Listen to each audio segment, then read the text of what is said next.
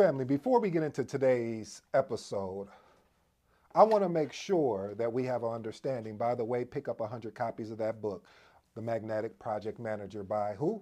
Edward Koch Jr. That's me, your boy. I hope you come show me some love. But anyway, what I don't want to happen about today's episode is that we get caught up in project management versus agile versus project management, because even though they're different, they still provide an outcome in which either the scrum master or project manager, or now what they're calling agile project manager, will love to take advantage of. So let us not get caught up in them versus us versus them, because at the end of the day, it's about what the outcome is, whatever the framework that is used, whether it's Scrum, whether it's Kanban, whether it's extreme programming, lean. I mean, any of those things, we need to make sure, we need to be crystal clear. So let's jump into today's content. If you're new to the channel, I go by the name of ED. For all you smart and intelligent folks out there, listen, that just simply means, Ed, I have a question. Well, you always know I always have a question. Maybe even a statement. Well, you always know I always have a statement. In the realm of Agile, there are two giants that really stand out. You have Scrum and you have Kanban or Kanban. I've heard it said so many different ways. So, hey, if someone wants to correct me in the comments, I don't mind. Anyway, Scrum and Kanban. But listen to this classic dilemma that we're in. Which path should you tread for your team's success? Again, which path should you tread for your team's success? Scrum or Kanban? Scrum or Kanban? Scrum. Oh, I'm sorry. I was about to break. Oh, I was about to show out, but you didn't come for my dancing again. So let's see which one is better for the team, or are they some similarities there that it's not which one is better? Is it which one is better for the team at that particular timing? Let's dig into it. As you know, I have a 7-point framework.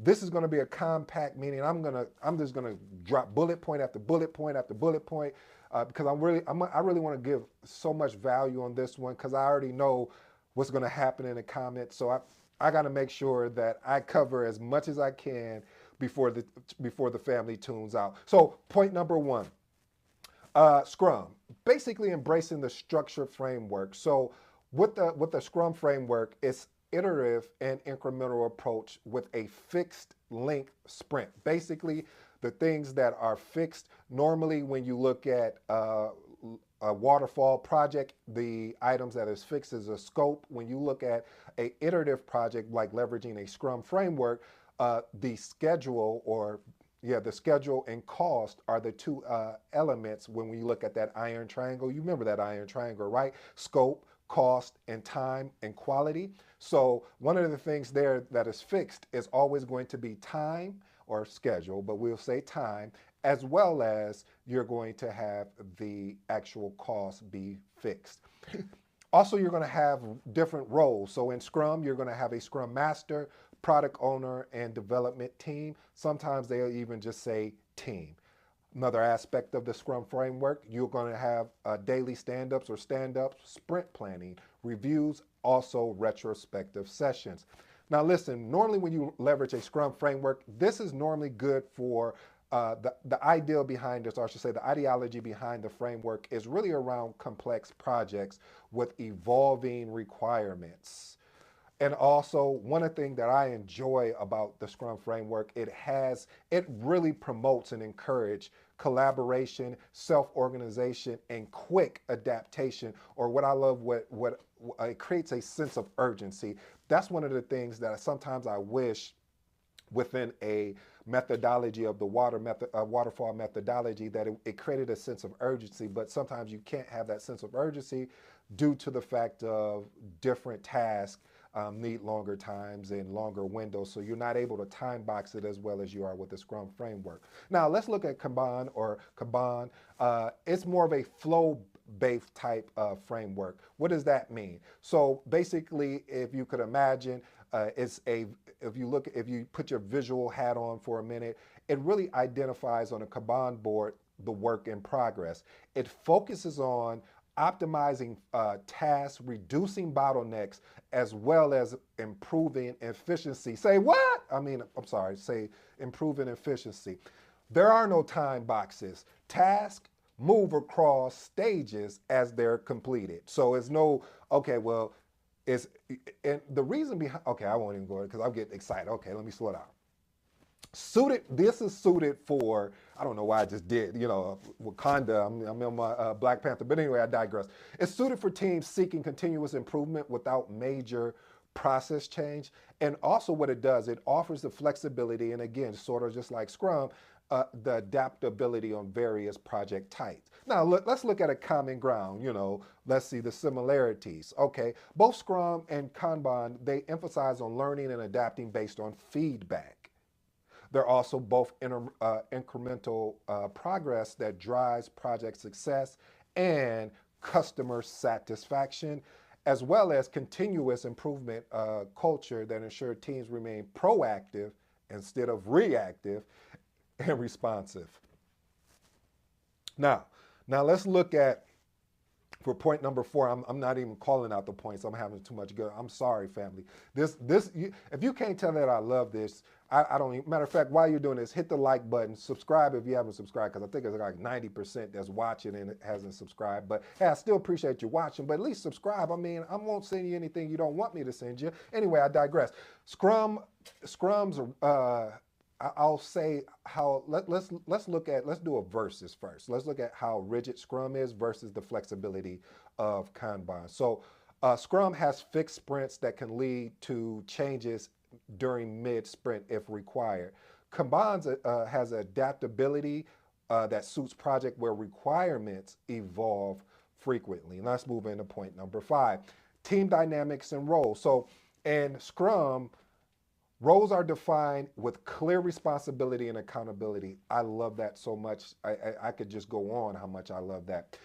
And with the Kanban, it offers more of an open-ended type structure, ideal for teams that really with a diverse skill set. I love that as well, because one of the things that I talk about here, family, is developing a diverse skill set. Just don't get caught up in the dogma or the ideology of just, this is project management, this is Scrum, this is Kanban. Take some of your experiences, your life experiences around sales, marketing, organization. All of those things play a factor in just what the books or just what, let's step outside, you know what I'm going to say, outside the box, no point intended. Point number 6, project complexity matters. Scrum is advantageous when it comes to complex projects requiring structure, planning, and development. But this is where Kanban shines at. It shines in scenarios where flexibility and continuous delivery are paramount. Last and final point, this is the decision. What will fit you, or finding a fit for you? Now listen, family, I've given you a lot of information here. So now it's like, okay, what should I go with? Well, let's look at it.